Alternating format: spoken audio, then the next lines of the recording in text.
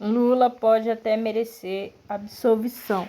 Moro jamais, diz presidente da Câmara. Arthur Lira não explicou a reação e a decisão do ministro Edson Fachin em anular a condenação contra o ex-presidente. O presidente da Câmara, Arthur Lira, PP Alagoas, reagiu à decisão do ministro Edson Fachin, que anulou a condenação do ex-presidente Luiz Inácio Lula da Silva, e afirmou que o petista pode até merecer a absolvição, mas o ex-ministro Sérgio Moro da Justiça jamais. Em uma rede social, Lira escreveu: "Minha maior dúvida é se a decisão monocrática foi para absolver Lula ou Moro. Lula pode até merecer, Moro jamais." O líder do Centrão, no entanto, não explicou o que quis dizer. Em videoconferência em fevereiro, Lira atacou a Lava Jato. Moro, ex-titular da 13ª Vara, respondeu pelos julgamentos da operação. Os vazamentos do hack mostraram que todo mundo já sabia, disse na ocasião. A Lava Jato durou 6 anos, o dobro do período do terror na França. Todos fomos vítimas da Lava Jato. Eu fui acusado sem ter relação com o delator. Meu inimigo político pessoal, quem faz a delação nos moldes da Lava Jato em Curitiba, acusa quem quiser. Ao contrário de Lira, o presidente do Senado, Rodrigo Pacheco, do DEM Minas Gerais, informou que não iria comentar a decisão do ministro Edson Fachin. Não vou comentar a decisão judicial do Supremo Tribunal Federal, em caso concreto cujos elementos jurídicos desconheço, informou em nota com a Folha Expresso. Ministro do CTF anula a condenação de Lula ligados à Lava Jato. O ministro Edson Fachin, do Supremo Tribunal Federal, anulou nesta segunda-feira, 8, todos os atos processuais de ações envolvendo o ex-presidente Luiz Inácio Lula da Silva, relacionados às investigações da Operação Lava Jato.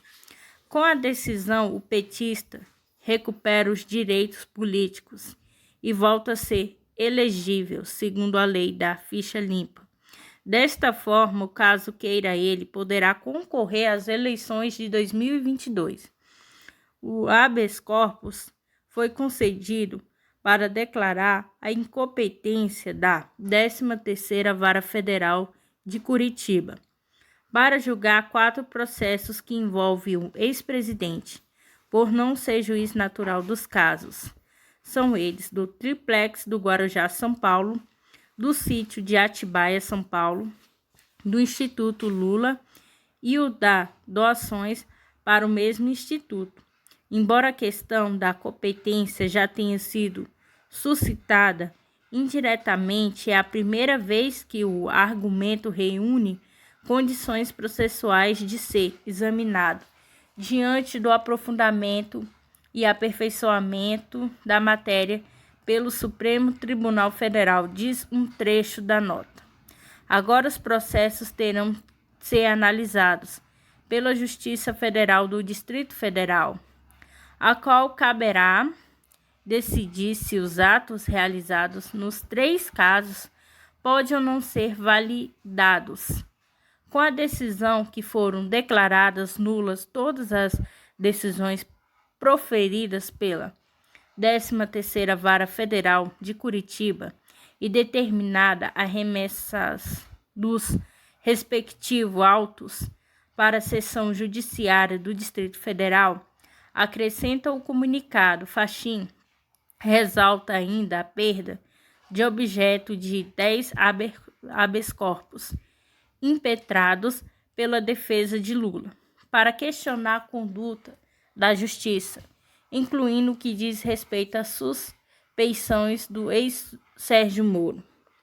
Inicialmente retirou-se todos os casos que não se relacionavam com os adesivos praticados contra a Petrobras. Em seguida, passou a distribuir por todo o território nacional as investigações que tiveram início com as delações premiadas da Odebrecht, OAS, o JF. Finalmente, mais recentemente, os casos envolvendo a Transpetro, subsidiária da própria Petrobras, também foram retirados da competência da 13ª Vara Federal de Curitiba, diz o ministro do CTF. Também informa que em todas as ações penais contra Lula verificou-se que os supostos atos lícitos não envolviam diretamente apenas a Petrobras, mas ainda outro órgão de administração pública. O pedido contemplado por Fachin foi apresentado pelos advogados de Lula, Cristiano Zani e Valesca Martins, no último dia 3 de novembro de 2020. Até o momento, a defesa do petista ainda não se pronunciou. Condenação em 2017. Lula foi condenado pelo então juiz Sérgio Moro a 9 anos e 6 meses de prisão por corrupção passiva e lavagem de dinheiro. No caso do Triplex do Guarujá, a sentença foi confirmada pelo Tribunal Regional Federal da 4ª Região, TRF4, que elevou a pena do petista para 12 anos, e posteriormente pelo Superior Tribunal de Justiça, CTJ, que reduziu o tempo de detenção para 8 anos. O ex-presidente sempre negou as acusações, mas foi detido por essa condenação. Em fevereiro de 2019, Lula foi condenado pela juíza substituta Gabriela Arditi a 12 anos e 11 meses por corrupção e lavagem de dinheiro, no caso do sítio de Atibaia, no qual ele era acusado de ter recebido cerca de 1 milhão em propinas via as reformas com a agência ANSA.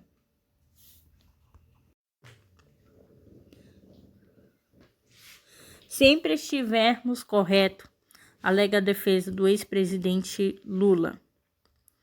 A defesa do ex-presidente Luiz Inácio Lula da Silva se manifestou na tarde desta segunda-feira 8 sobre a anulação das condenações do petista e alegou que sempre esteve correto durante a longa batalha jurídica. O comunicado oficial e divulgado poucas horas depois do ministro do Supremo Tribunal Federal, CTF, Edson Fachin, anula a sentença contra Lula, que também recupera seus poderes políticos e se torna elegível para disputar as eleições. A decisão, que hoje afirma a incompetência da Justiça Federal de Curitiba e o reconhecimento de que sempre estivemos corretos nessa longa batalha jurídica, diz a nota oficial, assinada pelos advogados Cristiano Zani Martins e Valesca Teixeira Martins.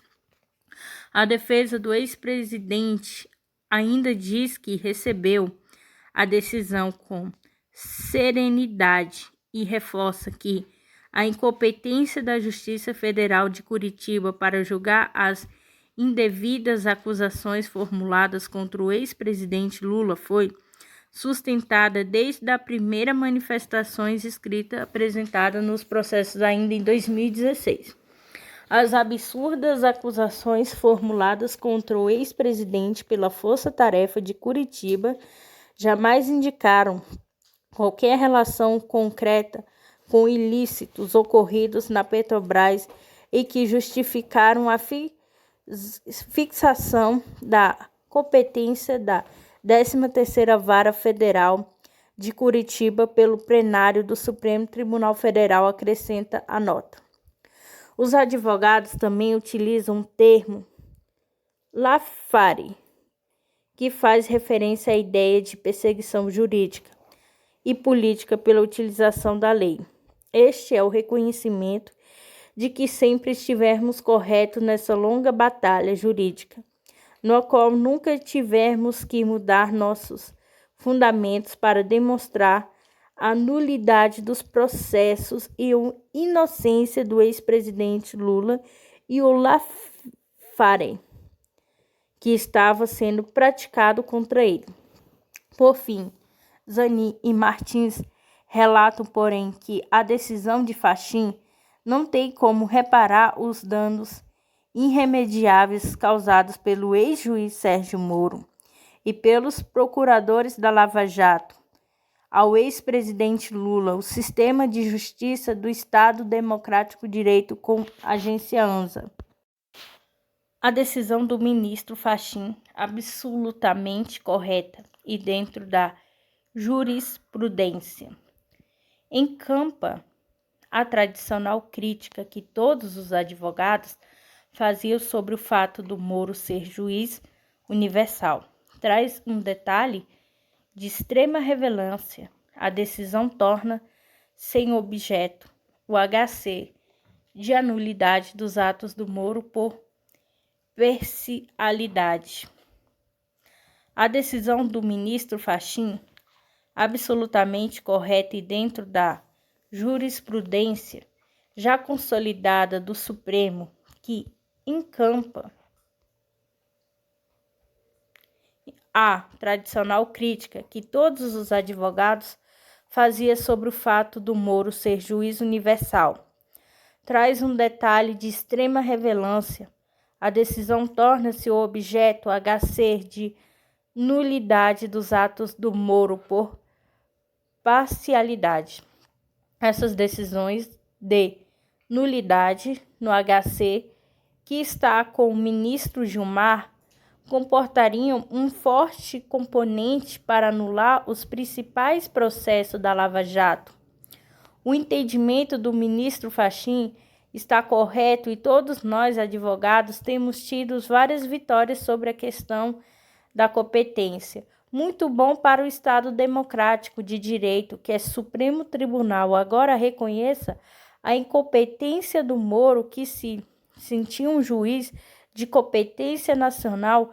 Resta afirmar que a necessidade do Supremo Tribunal de enfrentar a evidente parcialidade do Moro e de Força-Tarefa de Curitiba para resgatar o sistema de justiça que foi corrompido por este ex-juiz e pelo grupo de procuradores que ele coordenava e necessário enfrentar a tese da parcialidade e julgar a responsabilidade dos que instrumentalizaram o poder jurídico.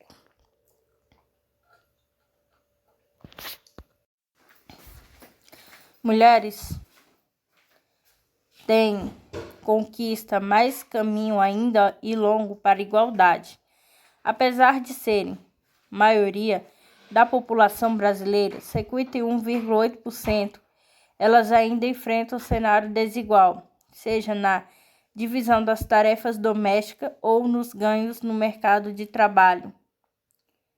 Ser mulher é enfrentar um desafio diferente todos os dias e superar barreiras muitas vezes invisíveis, apesar de serem a maioria da população brasileira. 51,8%, segundo o Instituto Brasileiro de Geografia e Estatística do IBGE. Elas ainda enfrentam cenários desiguais, seja na divisão das tarefas domésticas ou nos ganhos no mercado de trabalho. Muitas vezes, elas assumem tripla jornada, saem para trabalhar e cuidam da casa dos filhos. Em vários lares, elas são arrimo e sustentam sozinhas suas famílias. Segundo dados do Instituto de Pesquisa Econômica aplicada do IPA, em 2018, 45% dos domicílios brasileiros eram comandados por mulheres. Mas apesar de liderarem casas e assumirem as contas, as mulheres ainda têm de lidar com a discriminação. Estudo do Programa das Nações Unidas para o Desenvolvimento, PNUD, mostra que 90% da população mundial ainda tem algum tipo de preconceito na questão da igualdade de gênero em áreas como política, economia educação e violência doméstica. Segundo o estudo, que analisou os dados de 75 países, cerca da metade da população considera que os homens são melhores líderes políticos do que as mulheres. Mais de 40% acham que os homens são melhores diretores de empresa. Além disso, 28% dos resultados consideram justificado que um homem bata na sua esposa, apesar da longa jornada enfrentada por elas. Ao longo da história, os números mostram que ainda há muito a caminhar. Marco histórico, considerado marco histórico na luta das mulheres por mais oportunidade e reconhecimento. 8 de março foi instituído como Dia Internacional da Mulher pela Organização das Nações Unidas da ONU em 1975. Muitos historiadores relacionam a data a um incêndio ocorrido em 1911 em Nova York, no qual 125 mulheres morreram em uma fábrica têxtil. A partir daí, protestos sobre as más condições enfrentadas pelas mulheres trabalhadoras começaram a ganhar espaço. Mais de um século depois, as mulheres seguem na luta por igualdade de direitos. Para a juíza Martha Alford, primeira mulher a ocupar a presidência do Tribunal de Apelação da Organização das Nações Unidas, não há mais espaço para a ideia de concessão masculina. Tudo o que as mulheres conseguiram ao longo da história foi com base em muito trabalho e dedicação e suor. Na visão da juíza, 8 de março deve ir muito além das flores ou presentes. Oferecer a rosa pode ser vista como eu te concedo uma assistência, eu homem, te concedo aquilo. Hoje não existe mais espaços para eu concedo. Não nos conquistamos e nós conquistamos com muito trabalho um espaço de perfeita igualdade em termos intelectuais.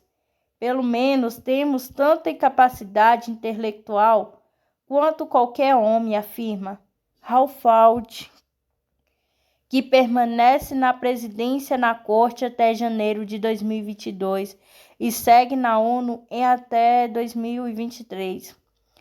O livro como arma. Para conquistar um espaço na academia e na literatura, a mineira Conceição Evaristo sabe o quanto teve de lutar. Sua primeira arma foi o livro, que acompanhou desde a infância. Pobre, vivida em Belo Horizonte, eu não tinha muitas coisas. Em termos materiais, brinquedo era uma coisa rara, era uma coisa muito rara. Viajar muito menos, então o livro vem preenchendo um vazio. A escola onde estudei os meus primeiros anos primários tinha uma biblioteca muito boa. Desde menina, eu sempre gostei de leitura, conta. Segundo de 9 irmãos, a escritora foi criada pela mãe ou por uma tia, Conceição, que trabalhou como empregada doméstica e lavadeira. Foi a primeira da família a conseguir um diploma universitário. Depois da graduação, veio o mestrado, o doutorado e as aulas em universidades públicas.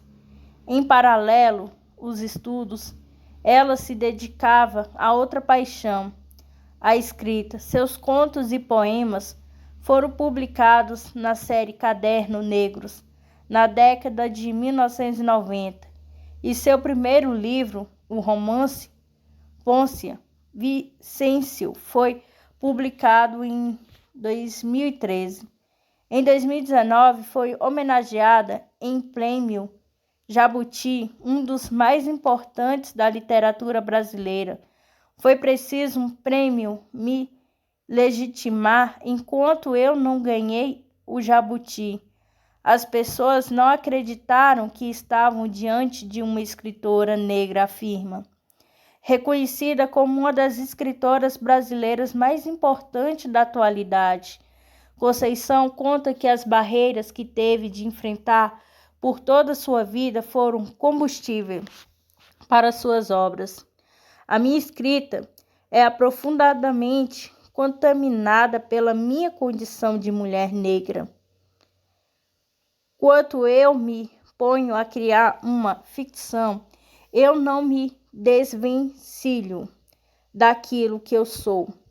As minhas experiências pessoais e as minhas subjetividades, o lugar social que eu pertenço, isso vai vazar na minha escrita, de alguma forma. Para ela, o 8 de março é uma data para ser celebrada, mas também um momento de reflexão, de vigília constante. Todas as mulheres precisam ficar alerta àquilo que é do nosso direito, aquilo que nós temos de reivindicar sempre, porque nada nos é oferecido. Tudo que é uma conquista conclui com a Agência Brasil. No Dia Internacional da Mulher Condutoras de Trens de Metrô-Rio, homenageia passageiros profissionais, conta que a experiência da função vai muito além de pilotar uma composição. Nesta segunda, dia 8 de março, Dia Internacional da Mulher Condutoras do Metrô-Rio, vão se juntar para homenagear as passageiras e reforçar a mensagem de que o lugar de mulher, onde ela quiser, entre as 11 e as 14 e as 22. Profissionais de concessionária responsável por levar milhares de pessoas ao seu destino diariamente vão assumir a direção e os avisos sonoros dos trens para compartilhar suas experiências e lembrar a importância da data na luta feminina pela igualdade de direitos.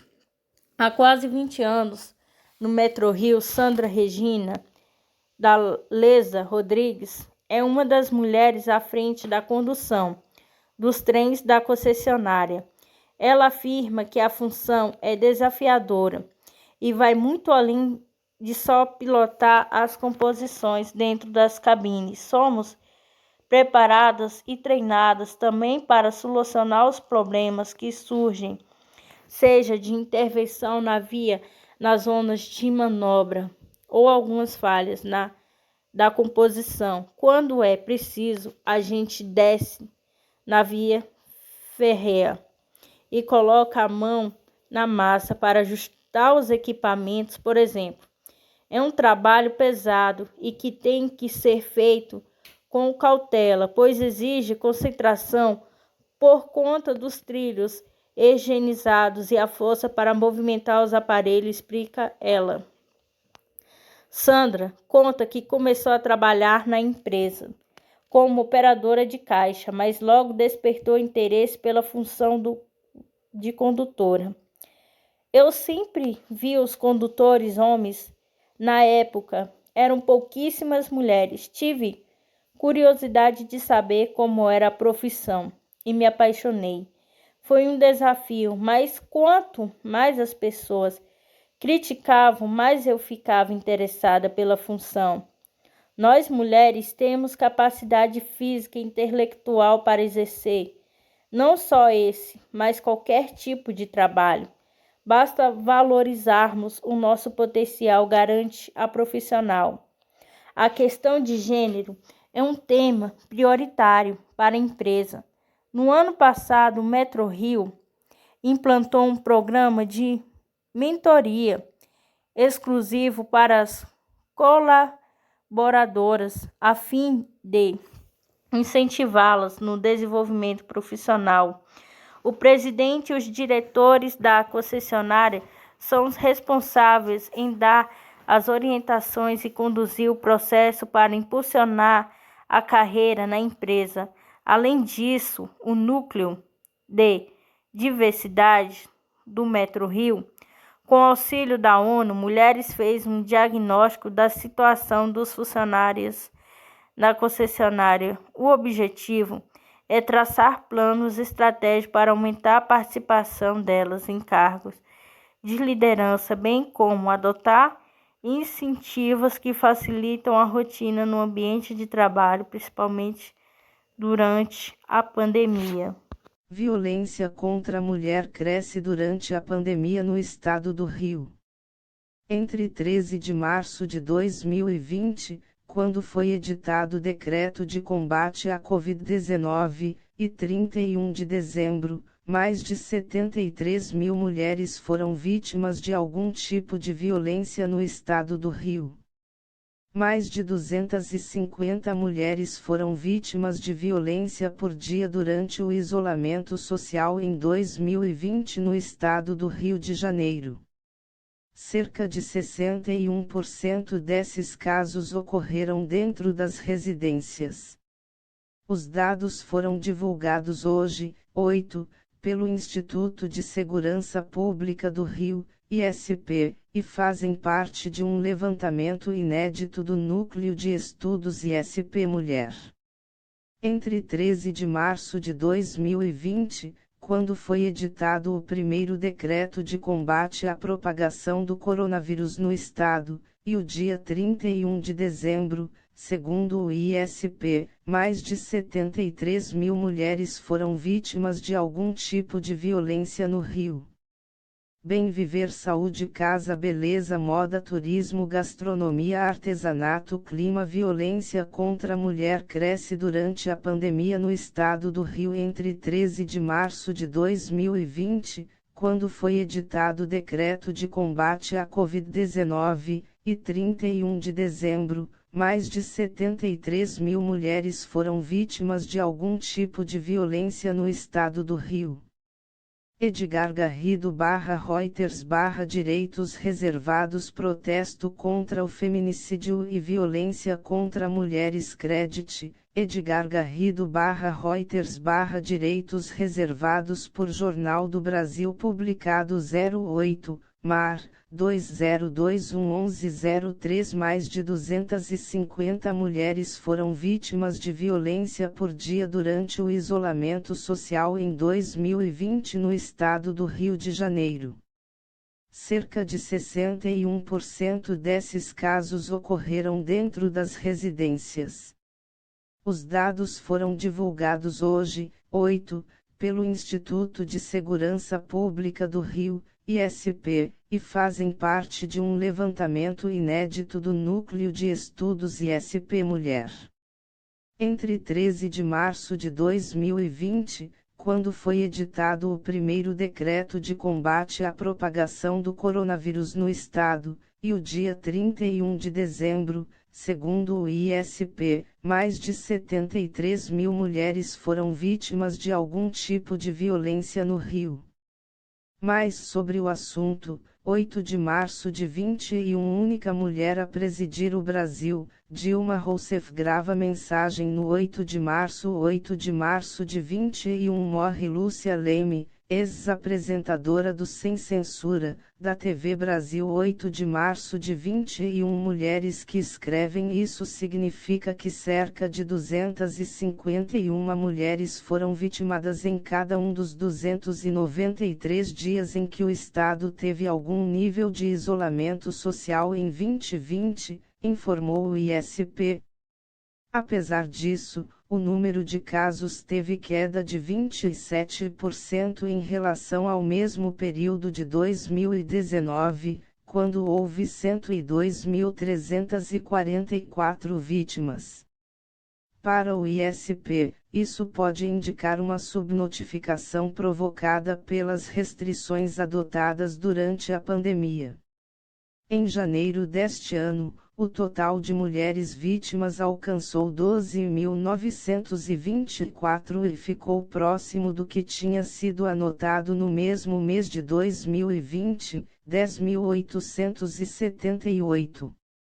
Já em maio de 2020, um dos meses com maior taxa de isolamento social, as delegacias da Secretaria de Estado de Polícia Civil registraram 4.903 casos de violência contra a mulher, o que significa redução acima de 50% se comparado com janeiro do ano passado. O ISP destacou que a residência, que em princípio é um lugar de proteção para muitos, principalmente na pandemia, não mostrou isso com relação às mulheres. O estudo também indicou que, além de 61% dos casos terem ocorrido no período de isolamento em 2020, justamente dentro de casa houve alta do percentual de ocorrências de crimes mais graves em residência. Para a violência física, o percentual aumentou de 60,1% em 2019 para 64,1% em 2020. Para a violência sexual, uma variação ainda maior, de 57,7% em 2019 para 65,6% em 2020, apontou o estudo. Conforme o ISP, em mais de metade dos casos os autores dos atentados foram os parceiros ou ex-parceiros.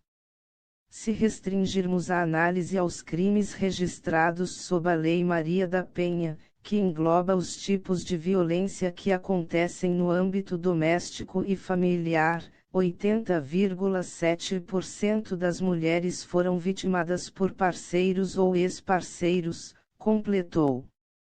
Entre os bairros com maior número de casos estão a Cidade de Deus, 32ª DP, na zona oeste do Rio, Austin, em Nova Iguaçu, 58ª DP, na Baixada Fluminense, e Campo Grande, 35ª DP, também na zona oeste da capital fluminense. De acordo com o ISP, este ranking não mudou muito na comparação com o de 2019. Naquele ano, a Cidade de Deus, Austin e o centro de Duque de Caxias, 59ª DP, foram os que anotaram mais crimes contra mulheres. Feminicídio. O ISP informou que 65 mulheres foram mortas entre 13 de março e 31 de dezembro de 2020 pelo simples fato de serem mulheres, o que representa feminicídio. O bairro de Campo Grande ocupa o primeiro lugar no ranking estadual com maior número de casos de feminicídio, ao lado do bairro K11, em Nova Iguaçu.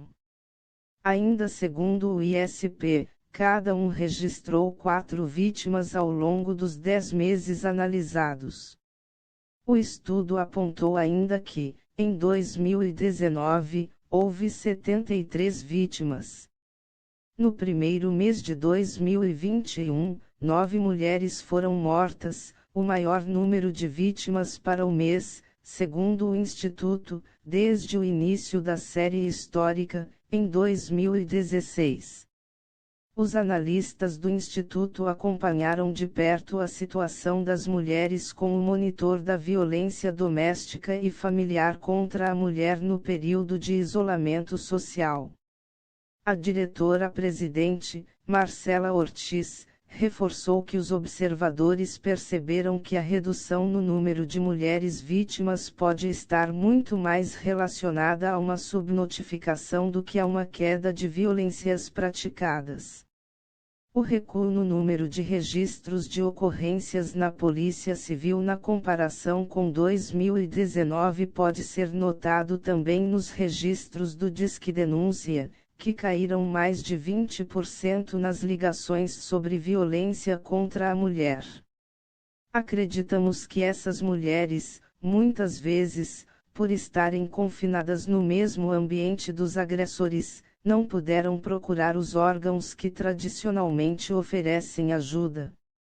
Isso mostra o tamanho do desafio do Estado no enfrentamento a um tipo de violência que acontece intramuros e que, muitas vezes, é normalizada. Precisamos acolher essas mulheres e mostrar que elas não estão sozinhas. É muito importante que a nossa sociedade entenda a importância da denúncia desses crimes, alertou. ISP Mulher. O Núcleo de Estudos ISP Mulher foi criado há um mês pelo ISP com a intenção de subsidiar o governo estadual com dados sobre a violência doméstica, que podem servir de base para novas políticas públicas. O grupo tem como função o monitoramento do comportamento dos crimes de violência contra a mulher ao longo do tempo e a elaboração de estudos sobre o tema. O ISP foi o primeiro órgão estadual do país a publicar um trabalho sobre violência doméstica, o Dossiê Mulher, em 2006, finalizou. Com a Agência Brasil. Meghan diz que realeza britânica se preocupou com o tom de pele de seu filho com Harry. Entrevista especial a Oprah Winfrey aborda os motivos que levaram o casal a deixar família real. Em uma entrevista especial à apresentadora americana Oprah Winfrey, Meghan Markle, duquesa de Sussex, e o príncipe Harry esmiuçaram sua vida como parte da realeza britânica, relatando os motivos que os levaram a se desligar dela em janeiro do ano passado. Um dos atritos envolve o primeiro filho do casal, Archie, que nasceu em 2019. Meghan afirmou que havia diversas preocupações e conversas sobre o quão escura a sua pele seria quando nascesse. Segundo a duquesa, a família mantinha essas conversas com Harry, que as relatava a Meghan, que não revelou os envolvidos. O assunto surgiu quando a ex-atriz contou que, ainda grávida, foi informada pela realeza que Archie não se tornaria príncipe, não recebendo assim segurança oficial. Isso aconteceu nos últimos meses da nossa gravidez, quando eu estava, peraí, ele precisa estar seguro, afirmou. Criamos esse máquina monstra de cliques e tabloides, vocês permitiram que isso acontecesse, o que significa que precisamos estar seguros. Meghan disse que nunca ligou para títulos, mas que a situação é diferente porque nesse caso afeta a segurança de Archie. Quando eu estava grávida, eles quiseram mudar a convenção, para o Archie. Por quê? Questionou. Não tem explicação. Durante suas viagens oficiais, ela viu o quanto significava para eles poder ver alguém que se parecia com eles nesta posição. E eu nunca pude entender como isso não poderia ser visto como um benefício adicional, um reflexo do mundo hoje. O príncipe Harry disse que precisou se colocar no lugar de Meghan para entender o escrutínio e o preconceito que ela enfrentava como mulher negra.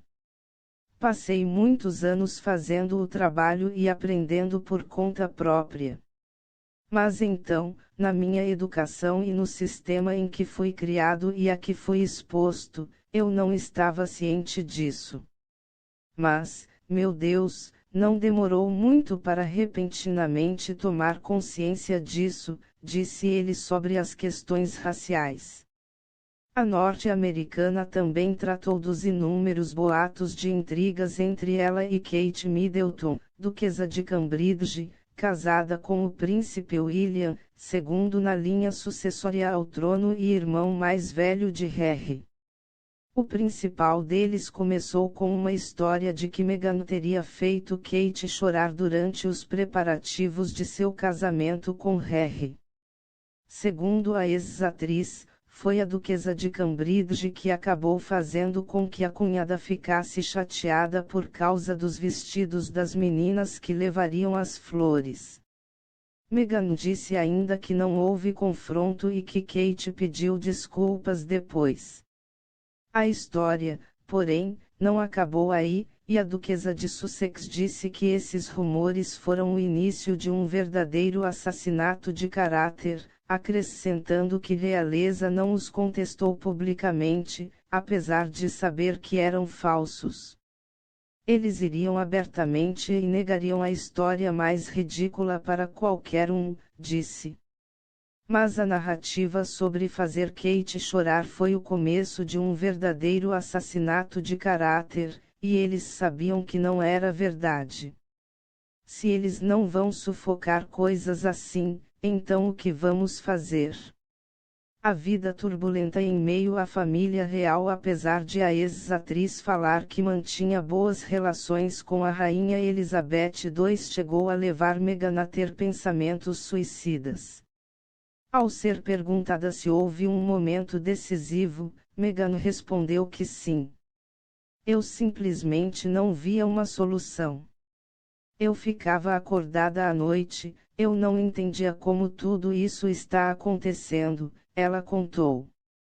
Minha mãe e meus amigos ligavam chorando e dizendo, Meg, eles não estão protegendo você.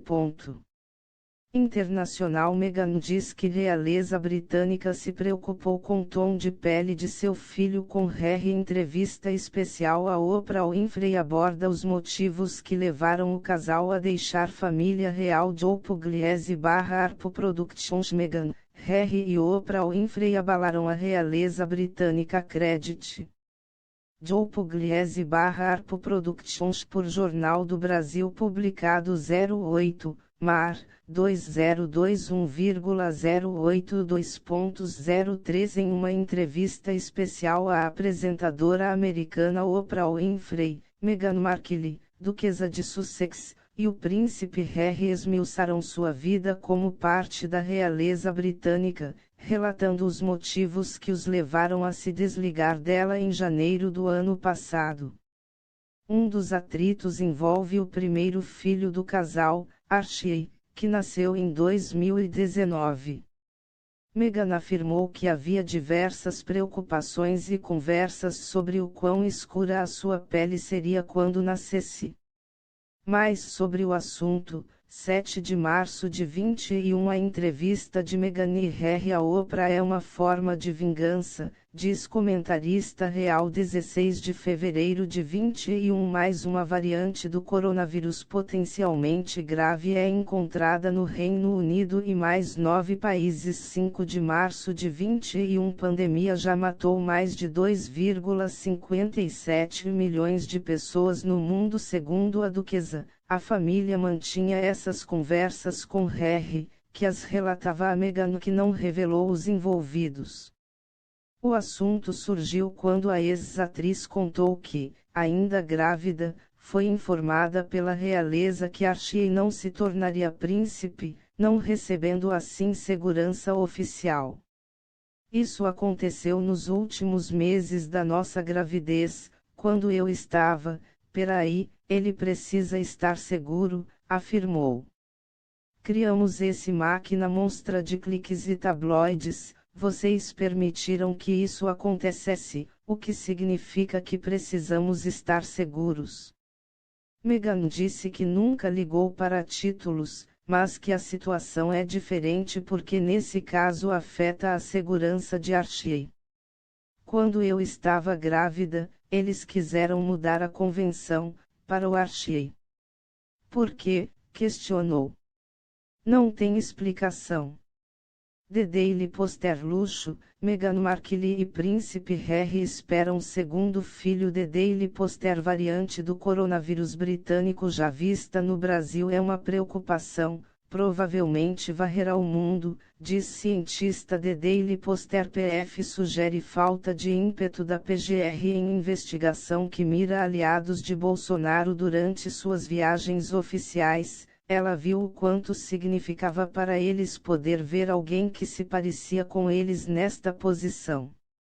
E eu nunca pude entender como isso não poderia ser visto como um benefício adicional, um reflexo do mundo hoje. O príncipe Harry disse que precisou se colocar no lugar de Meghan para entender o escrutínio e o preconceito que ela enfrentava como mulher negra. Passei muitos anos fazendo o trabalho e aprendendo por conta própria. Mas então, na minha educação e no sistema em que fui criado e a que fui exposto, eu não estava ciente disso. Mas, meu Deus, não demorou muito para repentinamente tomar consciência disso, disse ele sobre as questões raciais.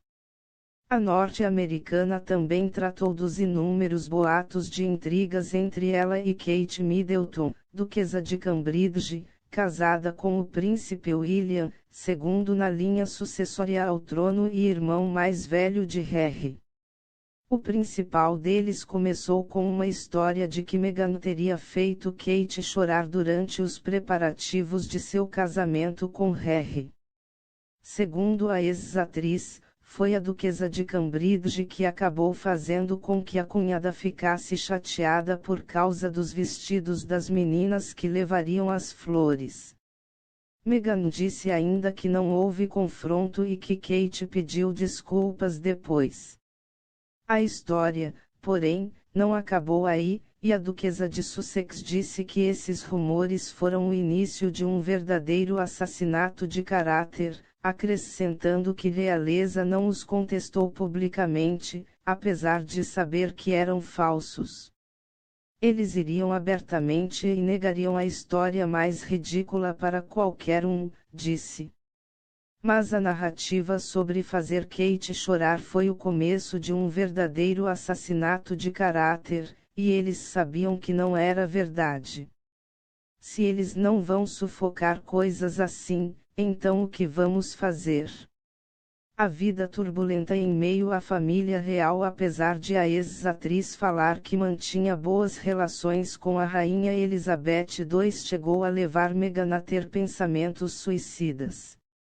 Ao ser perguntada se houve um momento decisivo, Meghan respondeu que sim. Eu simplesmente não via uma solução. Eu ficava acordada à noite, eu não entendia como tudo isso está acontecendo, ela contou. Minha mãe e meus amigos ligavam chorando e dizendo, Meg, eles não estão protegendo você. A duquesa disse que isso a levou à beira do desespero. Eu tinha muita vergonha de falar à época e vergonha de ter que admitir para o Harry, especialmente, porque eu sei quantas perdas ele sofreu, mas eu sabia que se não falasse, eu faria, e eu simplesmente não queria mais estar viva, afirmou. Tudo estava acontecendo apenas porque eu estava respirando. O príncipe Harry, por sua vez, se disse desesperado por ver a história se repetindo, mas afirmou não ter recebido nenhum tipo de ajuda. A mãe de Harry e William, princesa Diana, morreu em um acidente de carro em Paris, em 1997, enquanto fugia de paparazzi. Ele disse que ficou apavorado quando Meghan falou para ele que não queria mais viver. Eu não tinha ideia do que fazer, afirmou. Mas queria estar lá para ela. No início, ele não disse à família que ela precisava de ajuda. Não é uma conversa fácil em meio à realeza, contou Harry. Acho que tive vergonha de admitir isso para eles, não sei se eles tiveram os mesmos sentimentos ou pensamentos. Harry disse ainda que se tratava de um ambiente sufocante e que não tinha a quem recorrer. Para a família, eles têm muito essa mentalidade de, é assim que as coisas são, você não pode mudar isso, todos nós já passamos por isso. Mas o que foi diferente para mim foi o elemento raça, não era apenas sobre ela, era sobre o que ela representa, disse ele. Então, não está afetando apenas minha esposa, mas afetando muitas outras pessoas também. Foi isso que o levou a discutir o assunto com a família real e avisá-los de que isso não vai acabar bem. Segundo Harry, antes de anunciar publicamente que deixava a realeza, ele conversou 3 vezes com sua avó e 2 com seu pai, que depois disso parou de atender seus telefonemas. Meghan e Harry participaram em março do ano passado do último compromisso real após anunciarem seu desligamento das funções reais. Desde então, eles passaram um período vivendo no Canadá e estão atualmente em Montecito, Califórnia. O casal chegou a processar algumas publicações e paparazzi por invasão de privacidade. A entrevista, que já era aguardada, ganhou mais força nos últimos dias, com a emissora veiculando trechos da conversa. Além disso, Meghan entrou em nova polêmica com a realeza britânica na última semana, já que o Palácio de Buckingham decidiu investigar possível bullying da duquesa a funcionários, com Folha Press. Periferia da Via Láctea já foi mais propícia à vida do que localização central da Terra, diz estudo. Em uma nova análise da história da Via Láctea, pesquisadores italianos afirmam que o melhor momento e lugar para o surgimento da vida foi há mais de 6 bilhões de anos na periferia da galáxia, antes mesmo do surgimento da Via Láctea. Há mais de 6 bilhões de anos, a periferia da galáxia Via Láctea teria sido a melhor localização no espaço e no tempo para proporcionar o surgimento de um mundo habitável e com a melhor proteção contra as explosões de raios gama e supernovas que explodiam gerando radiação mortal, de acordo com novo estudo realizado por cientistas italianos. Somente depois, cerca de 4 bilhões de anos atrás, é que as regiões centrais da galáxia, onde fica o nosso sistema solar, tornarão-se mais seguras do que as periférias para o surgimento da vida, afirma a pesquisa publicada na Astronomy e Astrophysics. Ciência e tecnologia. Internet. Periferia da Via Láctea já foi mais propícia à vida do que localização central da Terra, diz estudo em uma nova análise da história da Via Láctea. Pesquisadores italianos afirmam que o melhor momento e lugar para o surgimento da vida foi há mais de 6 bilhões de anos na periferia da galáxia, antes mesmo do surgimento da Via Láctea. Foto: NASA. A galáxia espiral. Olho do mal em imagem capturada pelo telescópio espacial Hubble. Credit. Foto: NASA por Jornal do Brasil. Publicado 08, Mar, 2021-1103. Há mais de 6 bilhões de anos, a periferia da galáxia Via Láctea teria sido a melhor localização no espaço e no tempo para proporcionar o surgimento de um mundo habitável e com a melhor proteção contra as explosões de raios gama e supernovas que explodiam gerando radiação mortal, de acordo com novo estudo realizado por cientistas italianos. Somente depois, cerca de 4 bilhões de anos atrás, é que as regiões centrais da galáxia, onde fica o nosso sistema solar, tornarão-se mais seguras do que as periférias para o surgimento da vida, afirma a pesquisa publicada na Astronomy e Astrophysics. Mais sobre o assunto. 5 de março de 21. Nova superterra encontrada pode dar pistas sobre vida extraterrestre fora do sistema solar. 7 de março de 21. Brasil da pandemia é uma câmara de gás, dizem religiosos e intelectuais em carta aberta sobre Bolsonaro. 8 de março de 21. Gasolina na inflação pode explodir. Selic por Jornal do Brasil. Nosso trabalho mostra que, até 6 bilhões de anos atrás, excluindo as regiões periféricas da Via Láctea, que tinham relativamente poucos planetas, devido à alta formação de estrelas e baixa metalicidade, os planetas estavam sujeitos a muitos eventos explosivos capazes de desencadear uma extinção em massa, explicou o astrônomo Ricardo Spinelli, da Universidade de Insubria e do Instituto Nacional de Astrofísica, na Itália. Explosões cósmicas são eventos incrivelmente energéticos, tão intenso é o resultado que pode ser mortal para a vida. Explosões de raios gama, que são muito mais raras, mas muito mais poderosas do que as supernovas, seriam igualmente devastadoras.